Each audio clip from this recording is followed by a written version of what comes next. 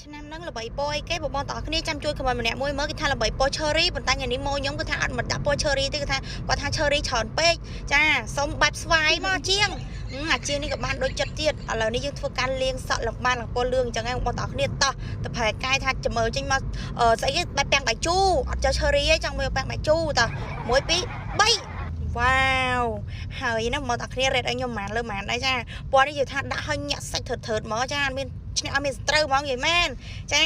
បងចូលឆ្នាំអាចឆ្លាញ់ពណ៌អីអាចមកដាក់បានបងតាគ្នាឆ្នាំហ្នឹងខ្ញុំគ្មានបានលេខពណ៌សក់ពណ៌អីគេទេបងអើយដោយសារតែយើងទៅសាយខ្ចីដាក់អត់បានហើយមីខ្ញុំនេះស្រួលជ្រើមខ្លាំងមែនទេដោយសារអីឃើញពណ៌សក់គេសាហាវពេកយាយអើយអ្នកខ្លះពណ៌ស្វាយអ្នកខ្លះពណ៌ cherry អ្នកខ្លះពណ៌លឿងពណ៌ទឹកក្រូចខ្ញុំចង់ដាក់ណាប៉ុន្តែមុខម៉ែបងប្អូននៅដាក់បានទេឥឡូវនេះហ៎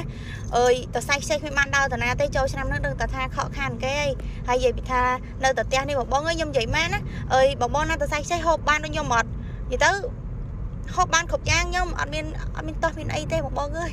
ចាហូបបានគ្រប់យ៉ាងតែគ្រាន់ថាបើសិនជាបងអត់ផ្ដាច់ដោះអូនទេញ៉ាំអត់សូវបានទេណាចាតផ្ដាច់ដោះដូចខ្ញុំមិនថាយើងញ៉ាំអីបានជាបានផ្ដេសផ្ដាស់ចឹងទៅឥឡូវកាត់មកដល់រស្បែកមុខវិញម្ដងបងប្អូនគ្នាចិត្តចូលឆ្នាំមែនតែណាតែសល់តែប្រហែលកន្លះខែទៀតទេត្រូវអីយាយចាអញ្ចឹងមកថែស្បែកមុខខ្ញុំបងប្អូនគ្នាបងអើយឥឡូវនេះខ្ញុំបិទ claim មកហើយបូកជាមួយនឹង Maslak Felix ដូចបងដឹងស្រាប់ចឹងចាឥឡូវក្តៅណាបងអើយក្តៅហើយស្ងួតចាបើយើងអត់មានអីគេថែស្បែកមុខទេប្រកាសជាចប់ហើយចូលឆ្នាំហ្នឹងបាច់បានដើរលេងតាណាទេមុខជាប់មុខមុនមុខស្នាមនៅនឹងវិញហើយអញ្ចឹងណាចាបងបិទ claim មកនេះវាជួយបិទជាតិពុលចេញស្បែកមុខយើងធ្វើស្បែកមុខយើងភ្លឺតនឡងក្មេងជាងវ័យបំបត្តិភាពចេញជួយស្នាមឲ្យខ្មៅលើស្បែកមុខហ្នឹងបងប្អូនគ្នាហើយបើថា Maslak Felix នេះវិញចាបងហុយសំពងតាប់ម្សៅអីអត់ងាយចូលមកដាក់អានេះហើយនិយាយពីថាអូយបងអើយនិយាយថាតាប់ទៅ